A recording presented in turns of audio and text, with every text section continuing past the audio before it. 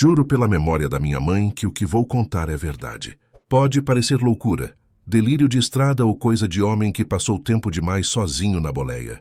Mas aconteceu. E mudou tudo. Meu nome é Roberto Andrade, 47 anos, motorista de caminhão há mais de 2 décadas. Rodei o Brasil inteiro, da Transamazônica ao Pampa Gaúcho, passando por cada canto esquecido desse país continental. Conheci o cheiro da borracha queimada no asfalto derretido do sertão, o gosto amargo do café requentado nos postos da madrugada e o silêncio ensurdecedor das estradas vazias, onde só você e seus pensamentos existem. Mas foi na Serra do Mar, na descida traiçoeira entre São Paulo e o litoral, que minha vida virou do avesso. Foi ali que encontrei algo, ou alguém, que não deveria estar naquela estrada. Ou talvez eu é que devesse. Meu pai foi caminhoneiro. Morreu na boleia de um Scania 113 em 1998, depois de 30 anos de estrada. Infarto fulminante na subida da Regis Bittencourt.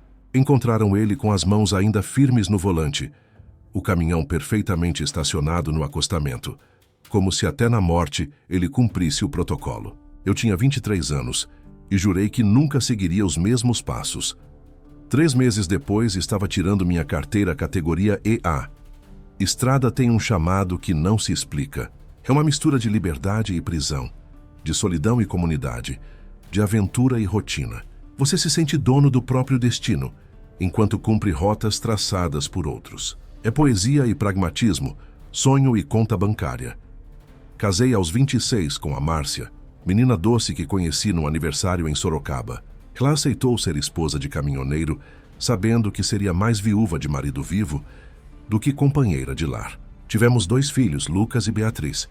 Vi eles crescerem aos pedaços, em fins de semana espaçados, aniversários perdidos, apresentações escolares que viravam apenas relatos da Márcia pelo telefone. O Lucas perguntou onde você estava hoje. Ela dizia sem acusação na voz. Apenas constatação. Estava na BR-101, amor. Carregamento urgente. Sempre tinha um carregamento urgente. Sempre tinha uma justificativa. A verdade é que eu amava mais a estrada do que admitia. Amava a solidão da cabine, a música alta no rádio, a ilusão de que cada viagem era um recomeço, uma chance de ser alguém diferente. Mas toda escolha cobra seu preço. E o meu estava prestes a ser apresentado. Era março de 2020, 3 anos antes daquela madrugada na neblina.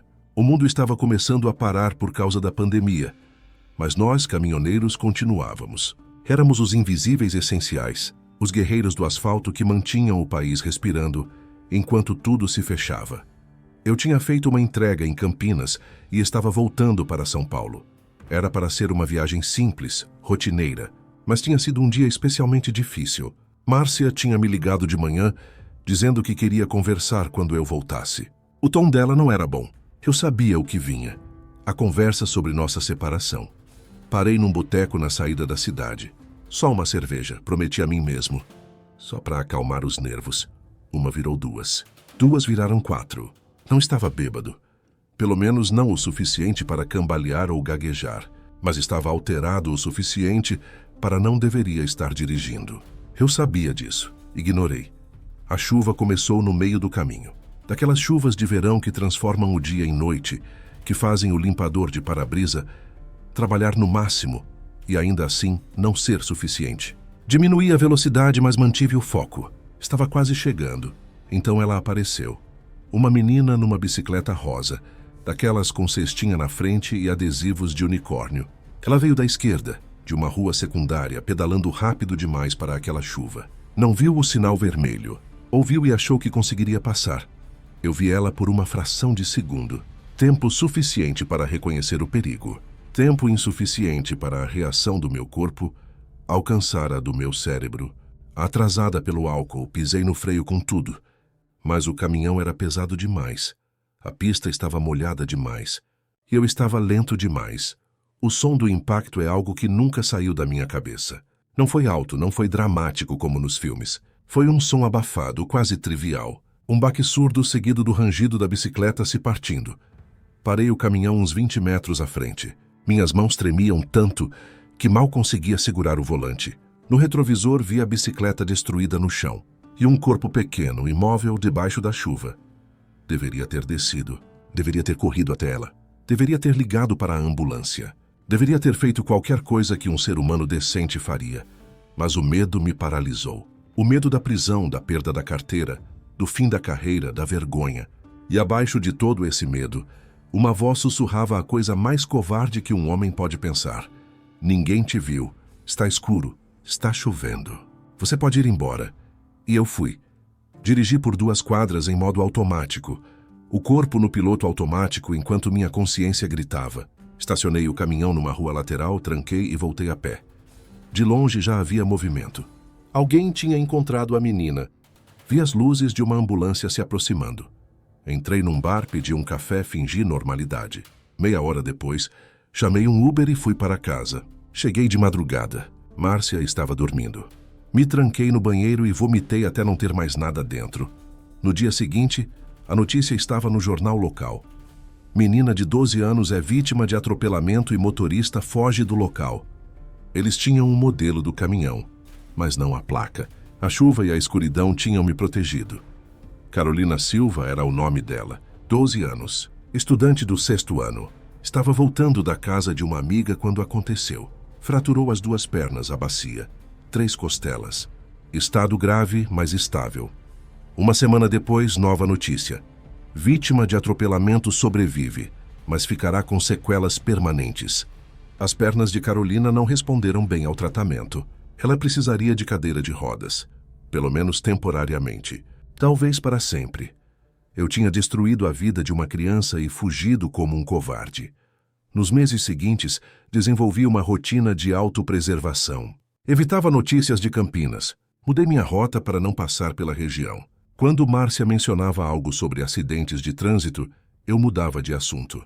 Construí uma parede ao redor daquela memória, tijolo por tijolo, cada um cimentado com negação. Mas à noite, quando o mundo silenciava, a parede desmoronava. Via o rosto dela iluminado pelos faróis uma fração de segundo antes do impacto. Via a bicicleta rosa se partindo. Ouvia o baque surdo.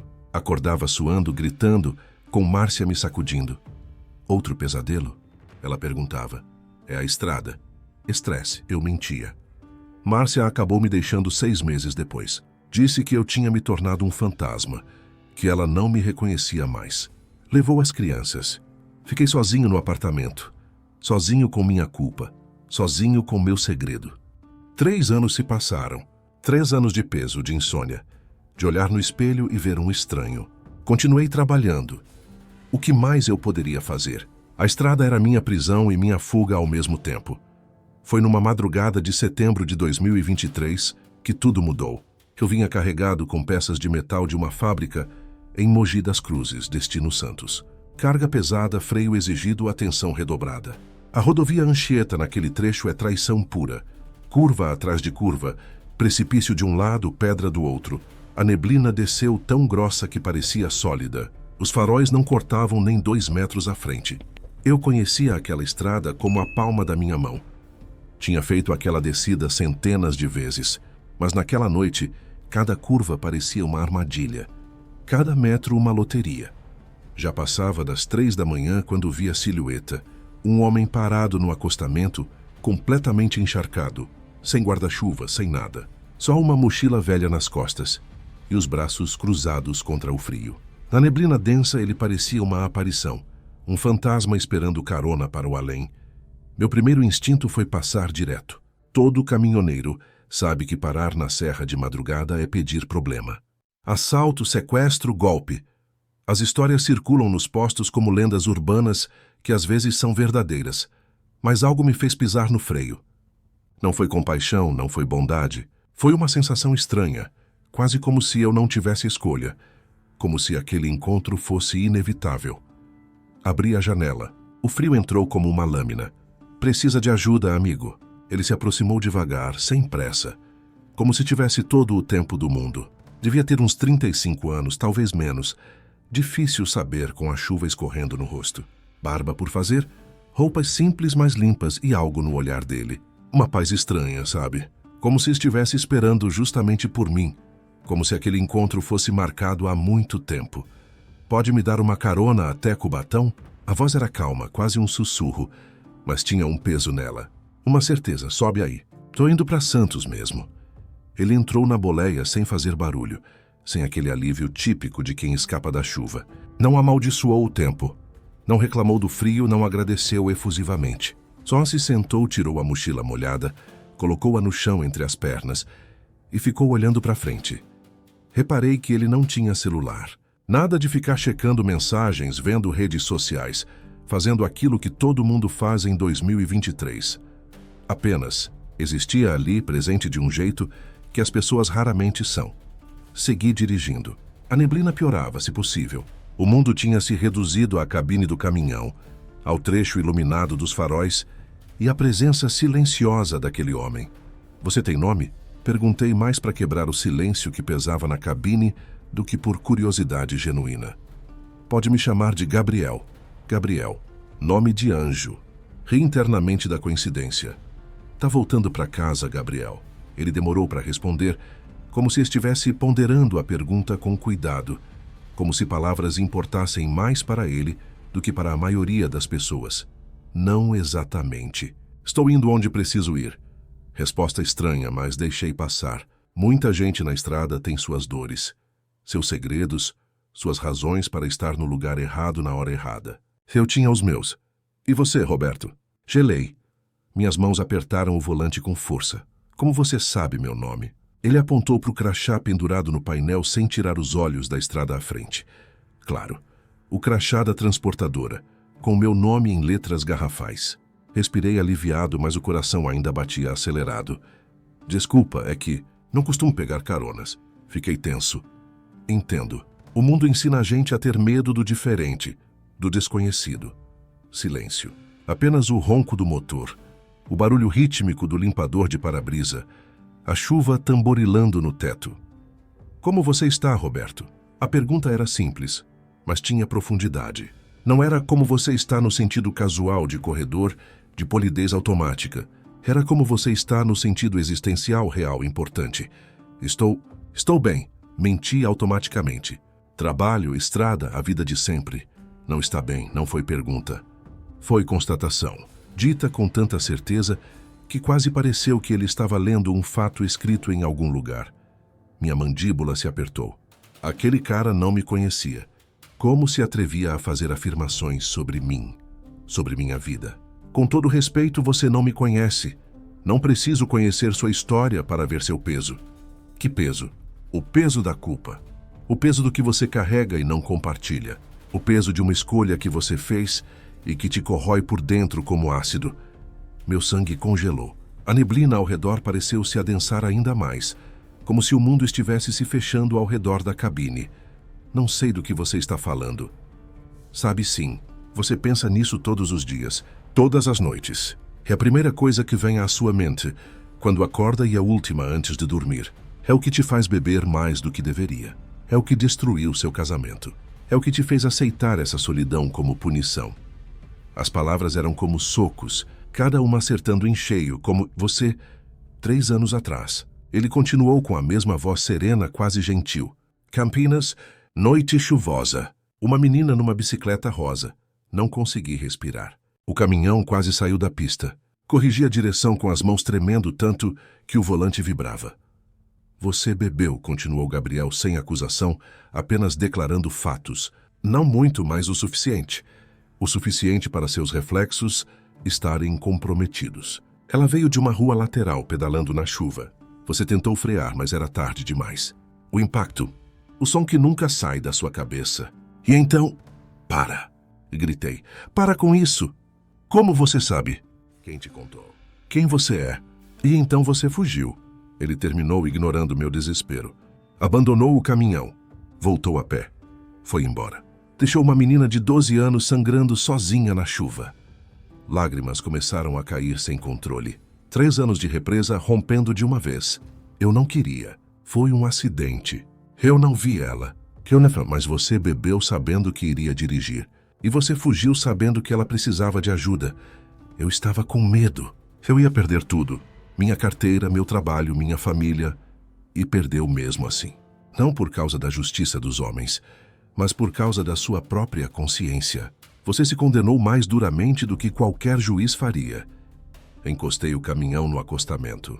Não dava mais para dirigir. Coloquei a cabeça no volante e solucei como não fazia desde criança, desde o enterro do meu pai.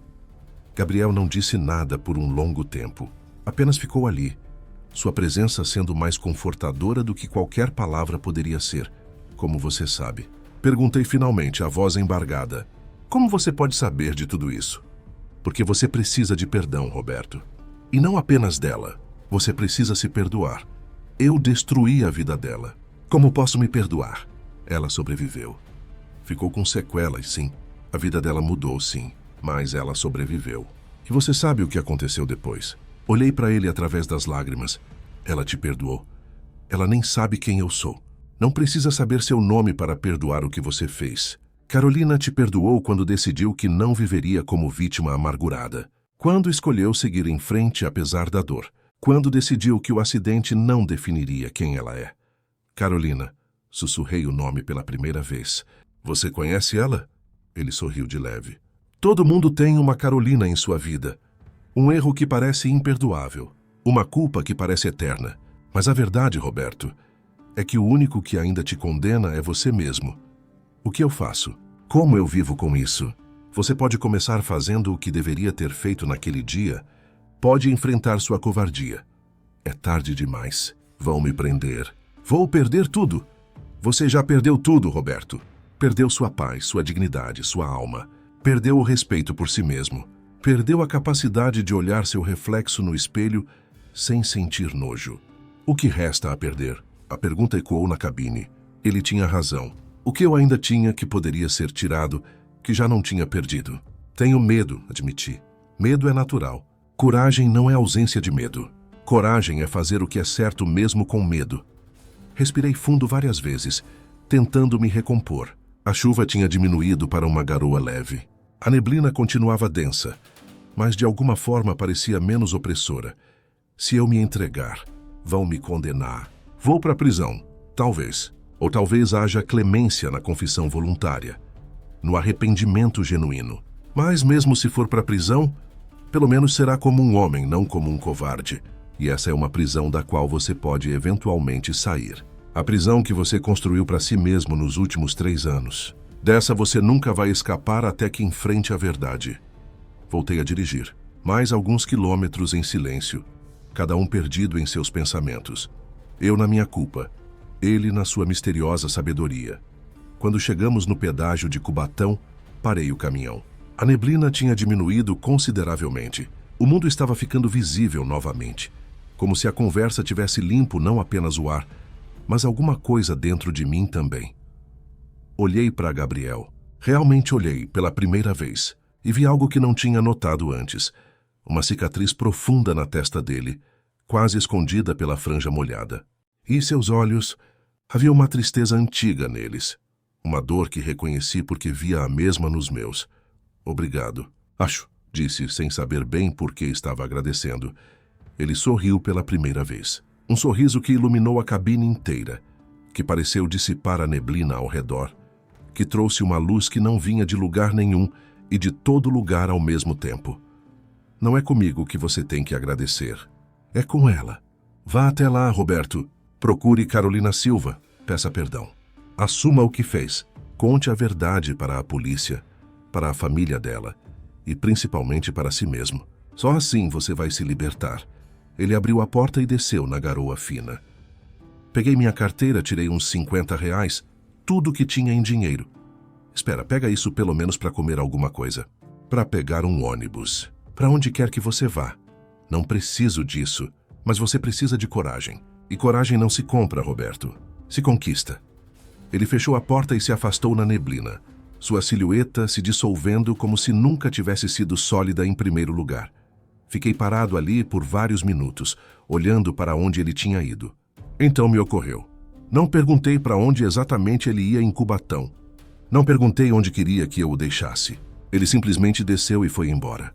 Olhei no retrovisor lateral, nada. Desci do caminhão e fui até onde ele tinha estado. Não havia pegadas na lama. A garoa tinha parado havia minutos. Então deveria haver marcas recentes. Mas não havia nada. Como se ele nunca tivesse pisado ali. Um arrepio percorreu minha espinha. Voltei para a boleia com as mãos tremendo. Foi então que vi. A mochila velha ainda estava no chão, entre o banco do motorista e o do carona. Ele tinha esquecido. Gabriel! Gritei pela janela aberta. Sua mochila! Nenhuma resposta. Apenas a neblina silenciosa e a estrada vazia. Peguei a mochila. Era surpreendentemente leve, quase vazia. Abri o zíper com dedos trêmulos. Dentro apenas 3 coisas. Uma bíblia antiga com capa de couro gasto e páginas amareladas. Um terço de madeira, com contas escuras e polidas pelo uso. E um papel dobrado. Peguei o papel. Estava seco, apesar da mochila estar molhada por fora. Desdobrei com cuidado. Era um recorte de jornal. A notícia do acidente. Menina de 12 anos é vítima de atropelamento e motorista foge do local. A foto da bicicleta destruída. A foto de Carolina sorrindo, tirada antes do acidente. Uma menina bonita, com um aparelho nos dentes e olhos brilhantes. E embaixo do recorte, escrito à mão em letra caprichada, quase caligráfica. A menina se chama Carolina Silva. Ela mora na Rua das Acácias, 1342, Jardim Flamboyant, Campinas. Ela te perdoou antes mesmo de você pedir. Agora é sua vez de se perdoar. A verdade liberta, mas primeiro ela dói. Em frente à dor, Roberto. Do outro lado está a paz. Já sentei ali no pedágio de Cubatão às 4 da manhã, chorando como não chorava desde criança. O sol começava a nascer, rasgando a neblina, pintando o céu de laranja e rosa.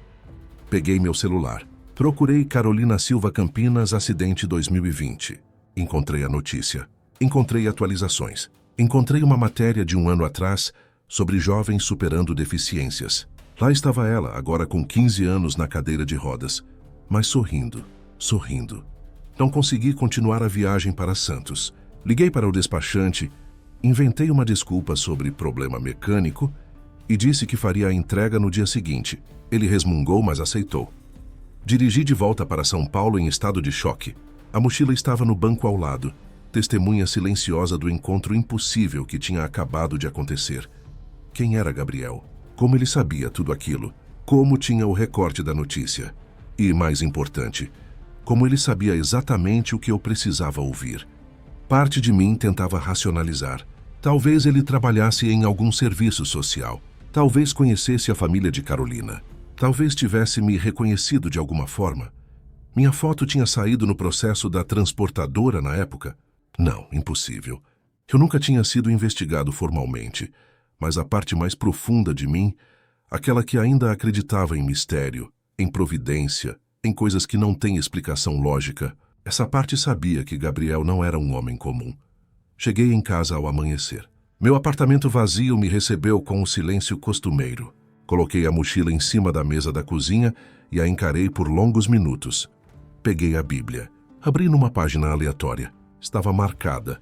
Uma dessas marcas de leitura antigas de fitinha vermelha. O texto era do livro de João, capítulo 8, versículo 32. E conhecereis a verdade, e a verdade vos libertará. Fechei o livro com as mãos tremendo. Passei o dia todo na cozinha, tomando café atrás de café, olhando para aquele recorte de jornal. O rosto sorridente de Carolina me observava de volta, acusatório e inocente ao mesmo tempo. À noite liguei para Márcia. Fazia meses que não falávamos além de mensagens curtas sobre as crianças. Roberto, tá tudo bem? Aconteceu alguma coisa? Márcia, eu preciso te contar uma coisa. Algo que deveria ter contado há 3 anos. Houve uma pausa. Eu conseguia quase ouvir ela se preparando para mais uma decepção. Mais uma mentira, mais uma desculpa. O que foi? E então contei. Contei tudo. O boteco, a cerveja, a chuva, a menina na bicicleta, o impacto, a fuga. Os 3 anos de mentira e agonia, Gabriel, a mochila, o recorte. Quando terminei, havia apenas silêncio do outro lado da linha. Um silêncio tão profundo que pensei que ela tinha desligado. Márcia, Roberto. A voz dela estava embargada. Roberto, como você pôde? Como você pôde viver com isso? Como você pôde me olhar nos olhos todos os dias e não dizer nada? Eu sei, eu sou um covarde. Eu sei, você precisa se entregar. Você precisa contar para a polícia. Eu sei, vou fazer isso. Mas antes eu preciso ir até ela. Preciso pedir perdão. Ela era uma criança, Roberto. Uma criança. Eu sei. Deus, eu sei. Ouvi ela soluçar baixinho. Os pesadelos, ela disse finalmente. Os pesadelos eram isso. Você estava revivendo isso todas as noites. Todas as noites. Por que você não contou? Porque não confiou em mim. Porque tinha vergonha. Porque tinha medo. Porque sou fraco. Mais silêncio. O que você vai fazer agora?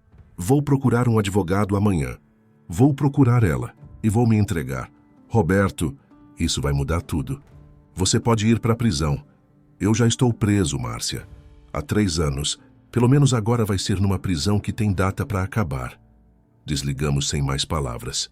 Não havia mais nada a dizer. Nos 3 dias seguintes, tomei as providências. Procurei um advogado criminalista, indicado por um colega caminhoneiro que tinha tido problemas com a lei.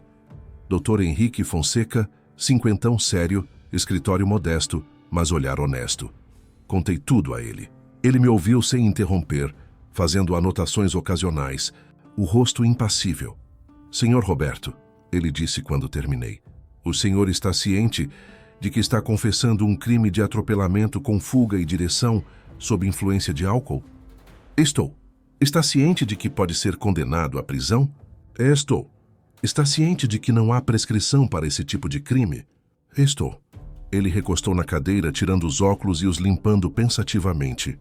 Por que agora? Depois de 3 anos? Como explicar, Gabriel? Como explicar um encontro que talvez não tivesse acontecido? Um homem que talvez não fosse homem. Uma intervenção que talvez tivesse sido divina. Porque não aguento mais. Porque preciso de paz. Porque aquela menina merece a verdade. Ele assentiu lentamente. Há circunstâncias atenuantes na sua confissão espontânea. Mas o senhor precisa estar preparado para as consequências. Vou entrar em contato com a delegacia de Campinas, verificar o status do caso e agendaremos sua apresentação formal. Antes disso, o senhor mencionou que quer falar com a vítima? Preciso. Isso pode complicar as coisas legalmente. Ela pode não querer vê-lo. A família pode reagir mal. Pode parecer que o senhor está tentando coagi-los de alguma forma. Eu sei dos riscos, mas se vou fazer isso, vou fazer direito. Ela merece ouvir de mim pessoalmente. Antes da polícia, antes dos tribunais. Ela merece a verdade da minha boca. Dr. Henrique me olhou por um longo momento, como se estivesse avaliando minha sanidade ou minha sinceridade, ou ambas. Vou tentar fazer contato com a família através de canais apropriados. Não prometo nada. Levou uma semana de agonia, de espera, de preparação mental para um momento que eu sabia que me destruiria antes de me reconstruir. Dr. Henrique conseguiu falar com a mãe de Carolina, Dona Aparecida Silva. Explicou a situação. Um homem se apresentando voluntariamente, querendo confessar, querendo pedir perdão. Ela ficou em choque, depois furiosa, depois curiosa. 3 anos procurando respostas, 3 anos sem saber quem tinha atropelado sua filha e fugido. E agora, do nada, uma confissão. Ela aceitou me receber, mas com condições. Seria na casa dela, com testemunhas presentes. Ela pediu para o pastor da igreja estar lá. E Dr. Henrique também deveria ir. E ela tinha o direito de me expulsar a qualquer momento. Aceitei tudo. O dia marcado foi um sábado de manhã. Dirigi até Campinas com o Dr. Henrique no banco do carona. Ele tentou me preparar psicologicamente. Mas como alguém se prepara para olhar nos olhos de uma criança cuja vida você destruiu? A Rua das Acácias ficava num bairro simples, casas modestas, mas bem cuidadas. O número 342 era um sobrado amarelo com grades brancas, um pequeno jardim na frente com rosas e hortênsias. Estacionei do outro lado da rua. Minhas mãos suavam tanto que mal conseguia segurar o volante. Quer um minuto? Perguntou o Dr. Henrique. Balancei a cabeça. Se eu esperar mais um segundo, vou perder a coragem. Atravessamos a rua. Cada passo parecia pesar uma tonelada. Toquei a campainha. O som ecoou lá dentro. Seguido de vozes abafadas, movimentação, a porta se abriu. Uma mulher de uns 45 anos, cabelos curtos tingidos de castanho, olhos cansados, mas firmes. Dona Aparecida. Finela traços de Carolina. O formato dos olhos, o jeito da boca. Senhor Roberto. A voz era controlada, mas sentia-se a tensão embaixo. Sim, senhora. E este é meu advogado, Dr. Henrique Fonseca. Ela assentiu sem sorrir e se afastou da porta. Entrem. A sala era simples, mas aconchegante. Sofá florido, Estante com livros e fotos de família. Uma TV antiga num canto. Sentado numa poltrona estava um homem de uns 60 anos. Bíblia no colo. Olhar severo, mas não hostil. O pastor, presumivelmente. E na cadeira de rodas, próxima à janela, estava ela. Carolina. 3 anos mais velha que na foto do jornal. Sem aparelho nos dentes. Cabelo mais comprido, mas os mesmos olhos. Olhos que me encararam com uma intensidade que quase me fez cambalear. Ela não desviou o olhar. Não mostrou medo nem raiva. Apenas me observou como se estivesse tentando ler minha alma. Sentem, disse Dona Aparecida, apontando para o sofá. Sentamos. O silêncio na sala era opressor. Então, começou ela ficando de pé, os braços cruzados. O senhor é o homem que atropelou minha filha e fugiu. Não era uma pergunta, mas respondi mesmo assim. Sim, senhora. Fui eu. 3 anos, ela disse, a voz começando a tremer. 3 anos a gente procurou. A polícia procurou. Nada, nenhuma pista. Nenhum vestígio. E agora o senhor aparece aqui na minha porta? Eu sei que não tenho direito de pedir nada.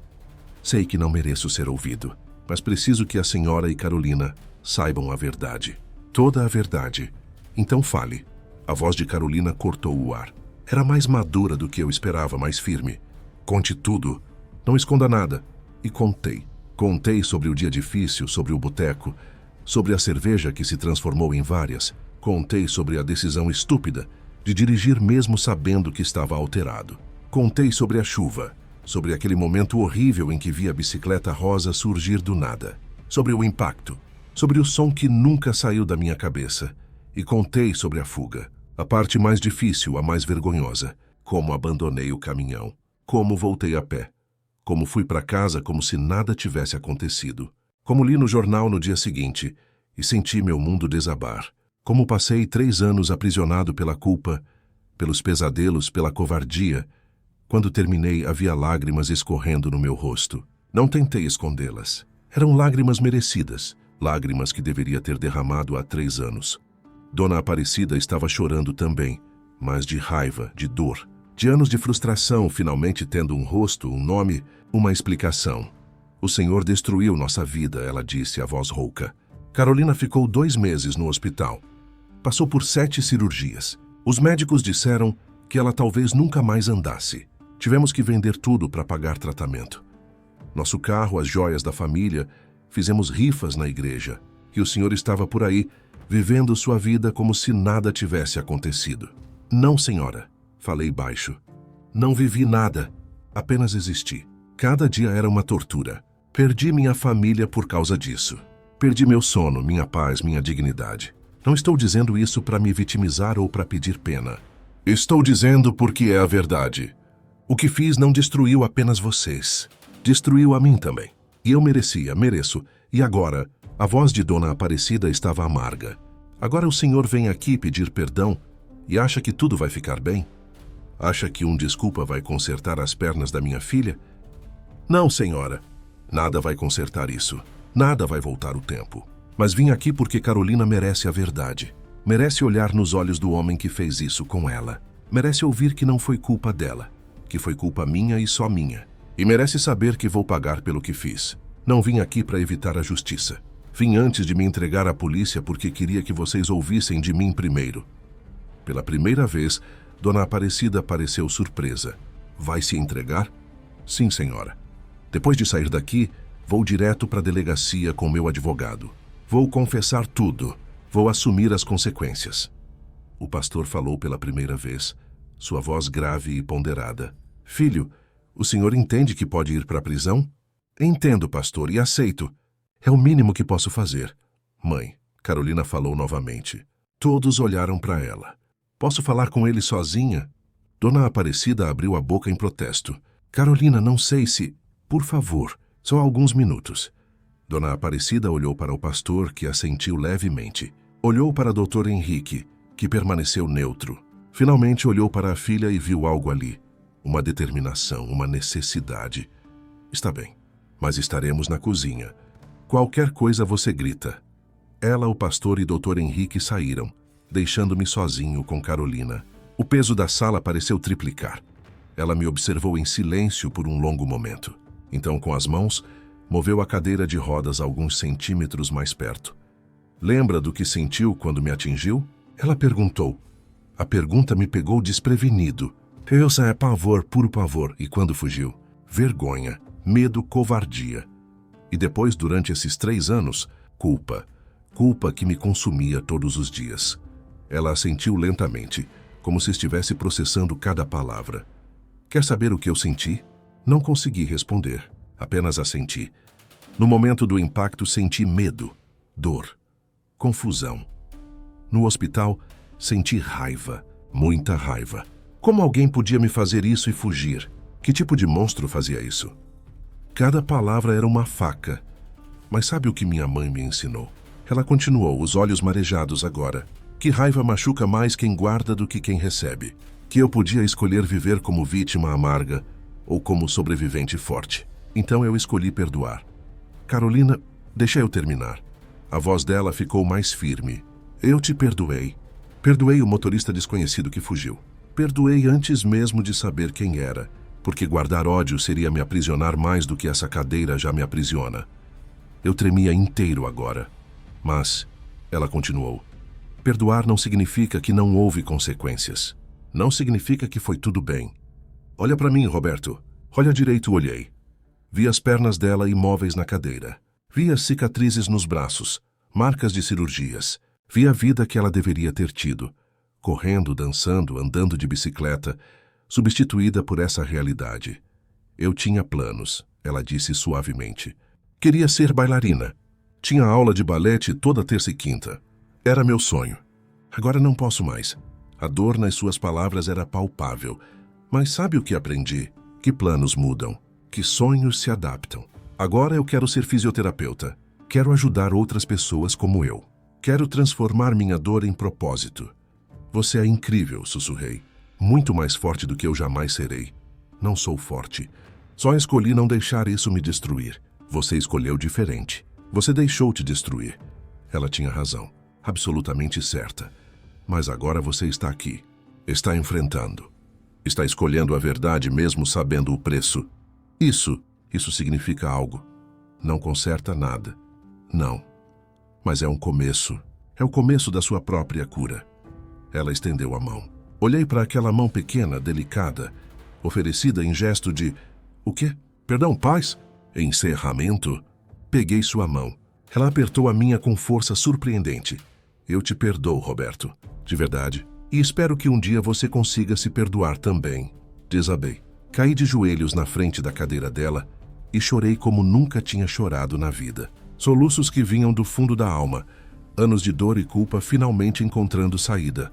Ela colocou a mão na minha cabeça, num gesto quase maternal, absurdamente generoso para alguém tão jovem, tão machucada. Ficamos assim por alguns minutos, até que consegui me recompor o suficiente para me levantar. Obrigado, foi tudo que consegui dizer. Obrigado por ser melhor pessoa do que eu jamais serei. Você pode ser melhor. Pode escolher ser melhor daqui para frente. Dona Aparecida voltou à sala, seguida pelos outros. Viu meu rosto vermelho, inchado de tanto chorar. Viu a expressão serena da filha. Tudo bem aqui? Ela perguntou maternal, protetora. Carolina assentiu. Tudo bem, mãe. A gente conversou. Dona Aparecida me olhou com uma expressão que não consigo descrever.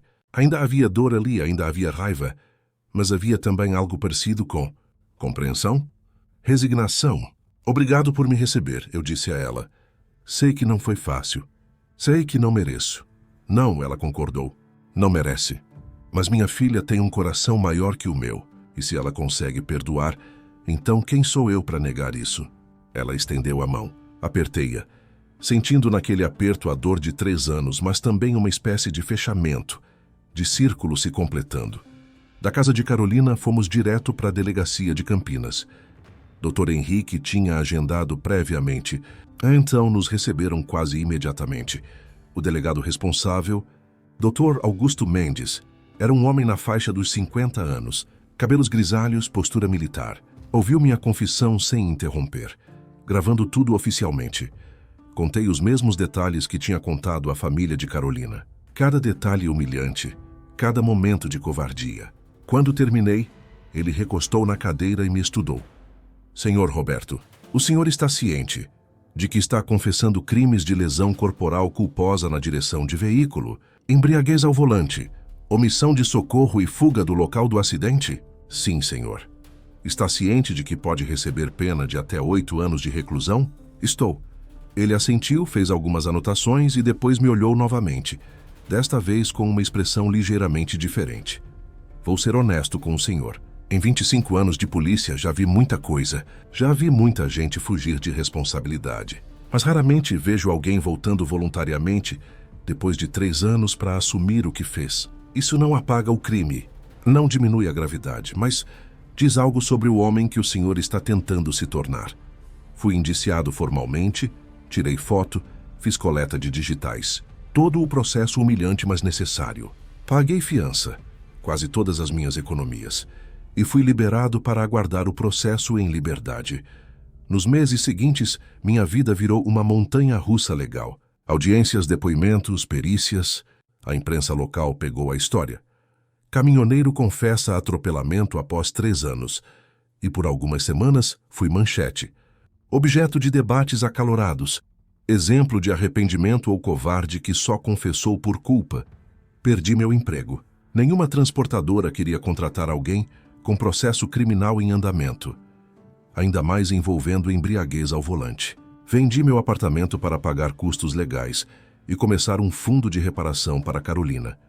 Dr. Henrique me aconselhou que seria visto positivamente pelo juiz, mas eu teria feito de qualquer forma. Márcia me ligou algumas vezes durante esse período. Conversas curtas, cautelosas, mas não hostis. Ela disse que contou para as crianças uma versão simplificada, que papai tinha cometido um erro grave e estava tentando consertar. Lucas, com seus 14 anos, ficou confuso e afastado. Beatriz, mais nova, apenas perguntou quando eu voltaria para casa. Não sei se vou voltar, Bea, eu disse a voz embargada. Mas você ainda é meu pai, né? Sempre serei. O julgamento aconteceu quase 1 ano depois. A promotoria pediu 5 anos de reclusão em regime fechado. Dr. Henrique argumentou as atenuantes: confissão espontânea, ausência de antecedentes, arrependimento genuíno, tentativa de reparação. Carolina e Dona Aparecida foram chamadas a testemunhar. Esperava raiva, esperava acusação. O que recebi foi algo inesperado. Carolina, na cadeira de rodas, no meio do tribunal, olhou para o juiz e disse: "Meritíssimo, o que o senhor Roberto fez foi terrível. Mudou minha vida para sempre. Mas ele veio até mim, pediu perdão, assumiu responsabilidade quando não era obrigado. Não estou pedindo que o senhor não o puna, mas peço que considere que ele mostrou coragem ao voltar. E coragem merece ser reconhecida." Dona Aparecida, com lágrimas nos olhos, acrescentou: "Justiça não é só punição, é também reparação. E ele tem tentado reparar." O juiz Dr. Sérgio Constantino era conhecido por sua severidade. Analisou todos os documentos, ouviu todos os testemunhos e finalmente proferiu a sentença. O réu Roberto Andrade é considerado culpado de lesão corporal culposa qualificada, embriaguez ao volante, omissão de socorro e fuga do local de acidente. Em circunstâncias normais, a pena seria de reclusão em regime fechado. No entanto, considerando a confissão espontânea, o arrependimento demonstrado, a ausência de antecedentes e, sobretudo, o extraordinário perdão manifestado pela vítima, a pena é estabelecida em 2 anos de reclusão em regime semiaberto, com possibilidade de progressão para regime aberto após 6 meses mediante bom comportamento. 2 anos. Poderia ser pior. Muito pior. Cumpri os primeiros 6 meses numa penitenciária de Campinas. Regime semiaberto significava que eu saía durante o dia para trabalhar. Consegui emprego numa oficina mecânica e voltava à noite. A prisão é um mundo à parte. Um microcosmo de violência, hierarquia, códigos não escritos, mas também de humanidade surpreendente, de histórias trágicas, de homens que eram mais que seus piores erros. Conheci Valdeci, 55 anos, dentro por homicídio culposo num acidente de carro. Conheci Jefferson, 40 anos, tráfico de drogas para sustentar a família, depois de perder o emprego. Conheci Paulo, 28 anos, assalto à mão armada que deu errado. Cada um tinha uma história. Cada um era um ser humano completo, reduzido ao seu pior momento. Eu contava minha história para quem quisesse ouvir. Sobre Gabriel, sobre a madrugada na neblina, sobre Carolina. Alguns achavam que eu era maluco, outros entendiam perfeitamente. Cada um tem seu Gabriel, Valdeci me disse uma noite. Meu Gabriel foi meu filho. Depois do acidente que matou o outro motorista, meu filho veio me visitar e disse: pai, você vai se matar com essa culpa ou vai viver para honrar a memória do homem que morreu? Foi ele que me fez escolher viver. Carolina me visitava uma vez por mês. Sim, a menina que eu tinha atropelado vinha me visitar na prisão. Trazia livros, conversava sobre a escola, sobre seus sonhos de ser fisioterapeuta, sobre seu progresso na recuperação. Os médicos disseram que talvez eu consiga andar com aparelhos nas pernas. Ela me contou numa visita, os olhos brilhando. Não como antes, mas é algo. Isso é incrível, Carol. Tinha começado a chamá-la assim, com permissão dela. E você? Como está lidando aqui dentro? Um dia de cada vez. Trabalhando, refletindo, tentando ser melhor. Você é melhor. Muito melhor do que quando chegou aqui. Ela tinha razão. Estava diferente. A culpa ainda estava lá. Provavelmente sempre estaria. Mas não me paralisava mais. Tinha se transformado em algo produtivo, em combustível para a mudança. Depois de 6 meses de bom comportamento, fui transferido para regime aberto. Isso significava dormir em casa, apenas me apresentar periodicamente. Aluguei um quartinho simples em Campinas, para estar mais perto de Carolina. Tinha se tornado importante manter essa conexão, esse símbolo de redenção. Comecei a trabalhar integral na oficina. Meu chefe, seu Arnaldo, um mecânico veterano que conhecia minha história, me deu uma chance quando ninguém mais daria. Todo mundo merece segunda chance, ele disse. Alguns a desperdiçam, outros a honram.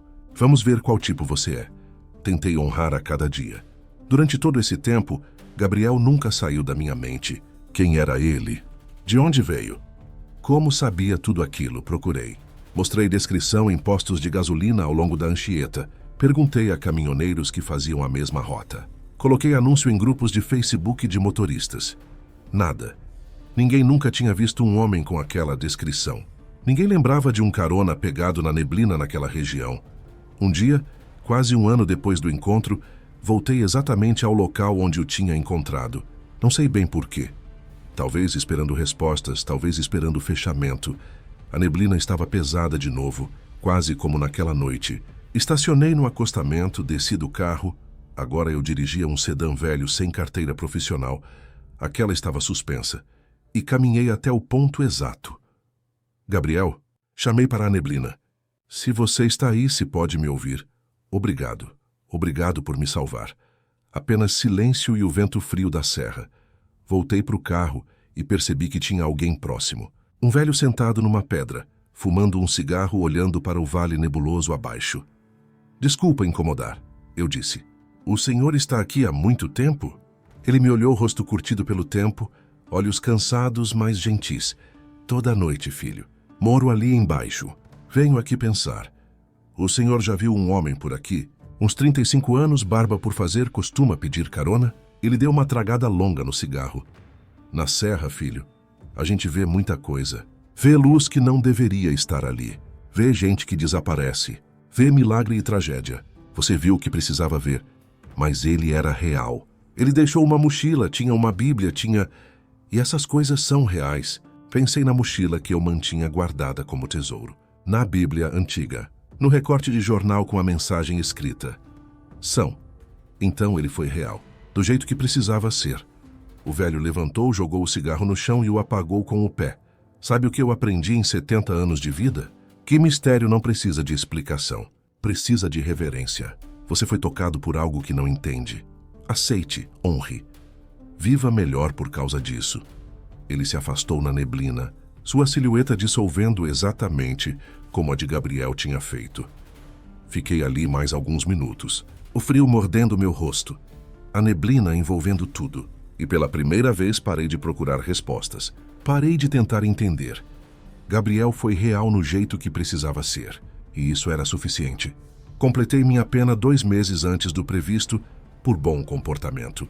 Dia 15 de outubro de 2025, data que ficará marcada como meu segundo nascimento. A primeira coisa que fiz Foi visitar Carolina. Ela estava na sessão de fisioterapia quando cheguei. E estava de pé, com aparelhos nas pernas, apoiada em barras paralelas, mas de pé, dando passos pequenos, trêmulos, mas passos. Quando me viu, seu rosto se iluminou. Roberto. Olha, estou andando! Minhas lágrimas caíram sem controle pela milésima vez, mas eram lágrimas de alegria, de esperança, de testemunhar um milagre em câmera lenta. Você é incrível. Carol, a pessoa mais forte que já conheci. Aprendi com um amigo teimoso, ela disse sorrindo, que nunca é tarde para fazer o que é certo. Dona Aparecida estava ali também. Ao longo dos últimos 2 anos, nossa relação tinha evoluído de hostilidade para algo parecido com respeito mútuo. Ela sabia que eu nunca poderia desfazer o que fiz, mas via que eu tentava, todos os dias, ser digno do perdão que Carolina me ofereceu. E agora, Roberto? Ela perguntou. Quais são seus planos? Não sei bem. Reconstruir, imagino. Tentar recuperar alguma relação com meus filhos. Continuar trabalhando. Viver com decência. Está pensando em voltar para o caminhão? Não posso. Perdi minha carteira profissional. E, honestamente, acho que esse capítulo da minha vida terminou naquela neblina. Na semana seguinte, Márcia aceitou me encontrar num café. Foi a primeira vez que nos víamos pessoalmente desde a separação, 4 anos atrás. Ela estava diferente. Cabelo mais curto, alguns quilos a mais, rugas novas ao redor dos olhos, mas ainda linda. Ainda a mulher que eu tinha amado e perdido por causa da minha covardia. Oi, Márcia. Oi. Roberto, silêncio desconfortável. Obrigado por aceitar me ver. As crianças pediram, eles querem te ver. Meu coração pulou. Mesmo depois de tudo. Mesmo sabendo o que fiz? Você é o pai deles, Roberto.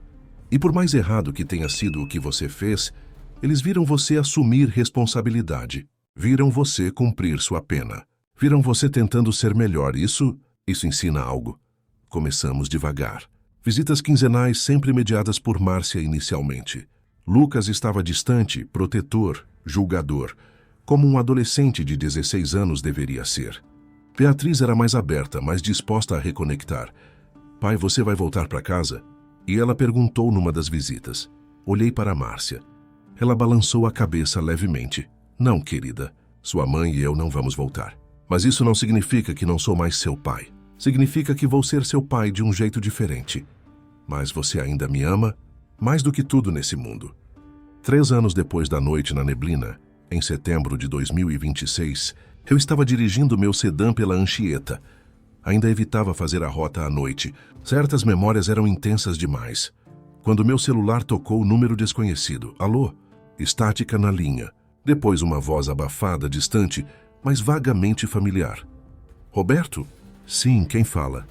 Você honrou o presente que recebeu. Meu sangue gelou. Aquela voz? Gabriel? Continue sendo luz na escuridão. Continue mostrando que redenção é possível. Sua jornada ajudou mais pessoas do que você imagina. Espera. Gabriel, onde você está? Quem você é? Eu sou o que você precisava que eu fosse. Um amigo, um espelho, um mensageiro. O nome não importa. Mas Carolina vai andar sem aparelhos em 6 meses. Seu filho Lucas vai te procurar daqui a 3 semanas. Ele precisa de você. Está passando por algo difícil. Esteja presente. E Roberto? Sim? A mochila. Olhe novamente dentro da Bíblia. Página 316. A linha morreu. Fiquei parado no acostamento, tremendo, tentando processar o que tinha acabado de acontecer. Gabriel. 3 anos depois. Como? Dirigi para casa em alta velocidade, coração disparado. Peguei a mochila que guardava no armário, cuidadosamente preservada. Abri a Bíblia antiga. Página 316. Lá estava uma marca que eu nunca tinha visto antes. Ou talvez sempre estivesse ali. E eu nunca tinha reparado. Uma passagem destacada em Isaías 43, 18, 19. Não se lembrem das coisas passadas, nem considerem os acontecimentos antigos. Eis que faço uma coisa nova. Agora está saindo à luz. Porventura não o percebem? Eis que porei um caminho no deserto e rios no ermo. E embaixo, escrito à mão com a mesma caligrafia caprichada do recorte de jornal. Sua história não termina na neblina, Roberto. Ela começa ali. Conte-a, compartilhe-a. Mostre a outros que estão presos em suas próprias neblinas que há saída, que há luz, que há redenção. Este é seu chamado agora. Sentei na cama, a Bíblia tremendo nas minhas mãos. Gabriel tinha razão, como sempre. Minha história não era apenas minha. Era uma mensagem. Uma esperança para outros que carregavam culpas impossíveis, segredos destrutivos, cobardias que corroíam por dentro. 3 semanas depois, exatamente como Gabriel tinha previsto, Lucas me ligou. Estava chorando. Pai, eu fiz uma merda grande. Preciso de você. Fui correndo. Ele tinha se envolvido com drogas na escola. Estava sendo pressionado por traficantes. Estava com medo. Pela primeira vez em anos, meu filho me procurou não porque tinha que, mas porque precisava. E eu estava lá, presente, inteiro. Ajudei-o a se limpar. Encontramos tratamento. Conversamos, realmente conversamos, sobre erros, consequências, redenção. Compartilhei minha história completa com ele pela primeira vez. Ele chorou nos meus braços. Pai, como você teve coragem de voltar e confessar? Tive ajuda de alguém muito especial. E agora estou aqui para te ajudar da mesma forma. Carolina, 6 meses depois, deu seus primeiros passos sem aparelhos. Trêmulos, inseguros, mas independentes, toda a família estava lá. Eu também estava lá documentando, celebrando, testemunhando mais um milagre. Olha, Roberto, ela gritou com alegria. Estou andando. De verdade. Eu sei, campeã. Você sempre soube andar, só precisava relembrar como. A mensagem de Gabriel ecoava constantemente na minha mente. Conte sua história. Compartilhe-a. Comecei pequeno. Grupos de apoio para ex-presidiários. Palestras em igrejas sobre perdão e redenção. Conversas em escolas sobre consequências de dirigir embriagado. A história do passageiro da neblina, como passei a chamá-la, ressoava com as pessoas de forma que eu nunca imaginei. Depois de cada palestra, alguém vinha me procurar com lágrimas nos olhos. Eu também tenho um segredo que está me matando. Eu também fugi de algo que fiz. Eu também preciso de coragem para enfrentar minha verdade. Conheci Rogério, 52 anos, que tinha batido no filho quando bêbado 10 anos atrás e nunca pediu perdão. Depois da palestra, ele voltou para casa e chorou nos braços do filho, pedindo perdão. Eles se reconciliaram depois de uma década de distância. Conheci Amanda, 28 anos, que tinha roubado dinheiro da empresa onde trabalhava e vivia aterrorizada de ser descoberta. Ela se apresentou voluntariamente, devolveu o dinheiro parcelado e reconstruiu sua vida com integridade. Conheci dezenas, centenas de pessoas presas em suas próprias neblinas, esperando o seu próprio Gabriel aparecer. E percebi, talvez eu pudesse ser o Gabriel delas. Não com respostas místicas ou conhecimento impossível, mas com empatia, com testemunho vivo de que redenção é possível. Um dia, recebi um e-mail de um produtor de podcast. Ele tinha ouvido minha história através de um amigo e queria me entrevistar. O podcast era sobre histórias de redenção, segundas chances, transformação. Aceitei. A entrevista durou 3 horas. Contei tudo. Cada detalhe humilhante, cada momento de covardia, cada passo da jornada de volta. O episódio explodiu. Milhões de downloads. Comentários aos milhares de pessoas compartilhando suas próprias histórias de culpa, perdão, redenção. Um comentário em particular me marcou. Eu estava planejando suicídio hoje. Tinha feito algo imperdoável e não via saída. Ouvi sua história enquanto escrevia a carta de despedida. Chorei durante toda a entrevista. Se Roberto conseguiu enfrentar, eu também consigo. Vou procurar ajuda. Obrigado por compartilhar sua neblina. Você acabou de salvar minha vida. Mostrei o comentário para Carolina durante uma de nossas visitas mensais. Sim, mesmo anos depois, mantínhamos nosso vínculo. Você vê, ela disse sorrindo. Sua dor virou propósito. Assim como a minha, nós dois transformamos tragédia em missão. Ela tinha razão. Ela tinha se tornado fisioterapeuta, especializada em reabilitação de vítimas de acidentes. Eu tinha me tornado uma voz para os que carregavam culpas secretas. 2 lados da mesma moeda. 2 vidas transformadas por uma noite de neblina. Em setembro de 2029, 6 anos depois daquela madrugada, organizei um evento especial. Um encontro de todas as pessoas cuja vida tinha sido tocada pela história do passageiro da neblina. Alugamos um salão de igreja em Campinas. Esperava talvez 50 pessoas. Apareceram mais de 300. Rogério estava lá com seu filho. Amanda estava lá com seu marido. Dezenas de outros que tinham encontrado coragem para enfrentar suas verdades depois de ouvir minha história. Carolina foi a convidada de honra. Ela chegou andando. Com apenas uma bengala leve para apoio. A sala inteira aplaudiu de pé. Dei meu testemunho mais uma vez, mas agora com 6 anos de perspectiva. Falei sobre como um encontro impossível numa noite de neblina tinha mudado não apenas minha vida, mas reverberado através de centenas de outras. Eu não sei se Gabriel era um anjo, um mensageiro divino, ou simplesmente um homem extraordinário no lugar certo na hora certa. Eu disse, mas sei que ele me deu algo precioso. Ele me deu verdade. E verdade, por mais dolorosa que seja, é o que nos liberta. Carolina subiu ao palco e falou sobre perdão. Sobre como perdoar não é fingir que não houve dor, mas escolher não deixar a dor definir quem você é. Roberto não pode voltar no tempo e desfazer o acidente, ela disse. Mas ele pode, e fez, escolher ser melhor daqui para frente. E isso é tudo que qualquer um de nós pode fazer com nossos erros. No final do evento, uma mulher idosa se aproximou de mim. Devia ter seus 75 anos, cabelos brancos, olhos azuis penetrantes. Senhor Roberto, preciso lhe mostrar algo. Ela abriu sua bolsa e tirou uma foto antiga, amarelada pelo tempo. Era de um jovem, talvez 35 anos, barba por fazer, olhos gentis. Meu coração parou. Este é meu filho, Gabriel.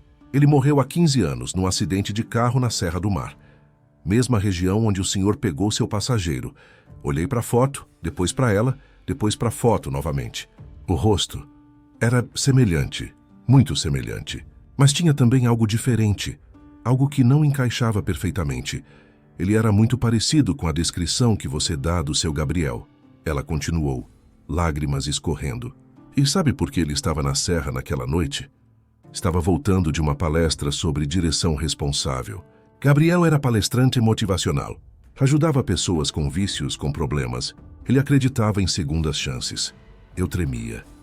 Por anos eu me perguntei por que Deus levou meu filho. Um homem tão bom, tão útil. Mas ouvindo sua história hoje, eu penso... Será que de alguma forma... Ela não conseguiu terminar. Eu também não conseguia falar. Apenas nos abraçamos. 2 pessoas conectadas por um mistério impossível, por uma coincidência grande demais para ser coincidência. Ele não foi embora. Ela sussurrou no meu ouvido. Ele continua ajudando. De alguma forma ele continua. Nunca saberei a verdade. Não completamente. Talvez o Gabriel que encontrei fosse o espírito do filho dela. Talvez fosse outro Gabriel. Outra pessoa com o mesmo chamado. Talvez fosse algo que minha mente criou numa noite de neblina e culpa extrema. Mas sabe de uma coisa? Não importa mais. O que importa é o que aconteceu depois. As vidas mudadas, as verdades enfrentadas, as reconciliações alcançadas, os suicídios evitados, as famílias reconstruídas. Hoje é setembro de 2030. 7 anos desde aquela madrugada. Estou sentado no mesmo posto de gasolina onde parei antes de pegar Gabriel, tomando o mesmo café ruim, olhando a mesma estrada. Mas tudo é diferente. Tenho 54 anos agora. Cabelos grisalhos, algumas rugas a mais, mas olhos que finalmente têm paz. Trabalho como conselheiro em clínica de recuperação. Ajudo pessoas com dependência química, com traumas, com culpas. Uso minha história como ferramenta de esperança. Lucas está na faculdade. Limpo há 5 anos estudando psicologia. Quer trabalhar com adolescentes em risco. Aprendi com o melhor, ele diz me abraçando. Beatriz está no ensino médio, brilhante e gentil, com planos de ser assistente social. Quero ajudar pessoas como você e Carol, ela diz. Márcia e eu nunca voltamos, mas construímos uma amizade respeitosa, uma coparentalidade funcional. Ela até começou a namorar alguém recentemente. Um professor de história chamado Carlos. Sou genuinamente feliz por ela. Carolina se formou fisioterapeuta. Abriu sua própria clínica, especializada em vítimas de acidentes. Ela anda quase normalmente agora, com apenas um leve mancar em dias frios. Escrevemos um livro juntos, Da Neblina à Luz, uma jornada de dor e perdão. Está ajudando muita gente. A mochila de Gabriel está em casa, num lugar de honra. A Bíblia antiga eu leio diariamente. O terço de madeira uso quando preciso de força. O recorte de jornal com a mensagem está emoldurado na parede. Meu celular toca. Número desconhecido. Meu coração acelera como sempre acelera quando vejo isso. Alô? Roberto? Aqui é Miguel. Você não me conhece, mas ouvi sua história no podcast. Eu fiz algo terrível há 2 anos. Algo que está me matando por dentro. E não sei como enfrentar. Você poderia me ajudar? Sorrio. Mais um perdido na neblina. Mais uma alma precisando de luz. Sim, Miguel. Posso ajudar. Me conta tudo. E não tenha medo da verdade. A verdade dói, mas também liberta. Enquanto ouço a história dele, olho pela janela do posto. A neblina está descendo na serra novamente. Densa, misteriosa, cheia de possibilidades. E por um breve segundo, juro que vejo uma silhueta familiar parada no acostamento. Barba por fazer, mochila velha, sorriso sereno. Mas quando olho novamente não há nada. Apenas neblina, ou talvez não. Talvez Gabriel esteja sempre ali, na periferia da visão, nos momentos de neblina literal e metafórica, esperando para guiar os perdidos de volta para casa. Não importa se ele era anjo, fantasma ou homem. O que importa é a mensagem que trouxe. Nunca é tarde demais para a verdade. Nunca é tarde demais para o perdão. Nunca é tarde demais para recomeçar. Termino a conversa com Miguel com uma palavra de esperança. Agendo um encontro presencial, mais uma vida tocada, mais uma chance de redenção. Antes de ir embora do posto, pego um guardanapo e escrevo algo que quero lembrar. Obrigado, Gabriel. Quem quer que você seja, onde quer que esteja. Você me salvou naquela noite, e através de mim salvou muitos outros. A neblina se dissipou, a luz prevaleceu, e o passageiro que você colocou na minha vida foi o mais importante de todos, a esperança. Dobro o guardanapo e o coloco no bolso, junto com minha carteira e minhas chaves. Subo no carro, ligo o motor e olho uma última vez para a estrada nebulosa à frente. Não tenho medo da neblina agora. Aprendi que é justamente ali, quando não conseguimos ver o caminho, que às vezes encontramos nossa direção verdadeira. Ligo o rádio. Uma música gospel está tocando. O refrão diz: nas trevas a luz brilha mais forte. Sorrio, coloco o carro em marcha e sigo pela estrada. Não sei o que o futuro reserva, mas sei que seja qual for a neblina que ainda encontrarei pela frente, não estarei sozinho. Nunca mais estarei sozinho. Porque uma vez você encontra seu Gabriel, seja ele quem for, seja ele o que for, ele nunca realmente te deixa. Ele vive em cada verdade que você escolhe contar, em cada perdão que você escolhe dar, em cada segunda chance que você escolhe abraçar. E essa é a maior redenção de todas. Transformar sua neblina mais escura na luz mais brilhante para os outros. É isso que faço agora, todos os dias.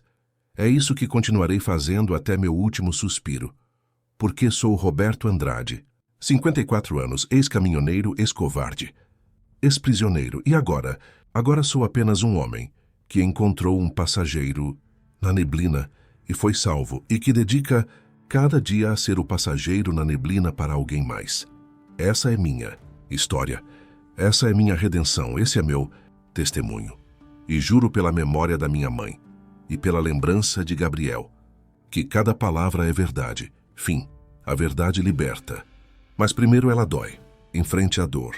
Do outro lado está a paz. Gabriel.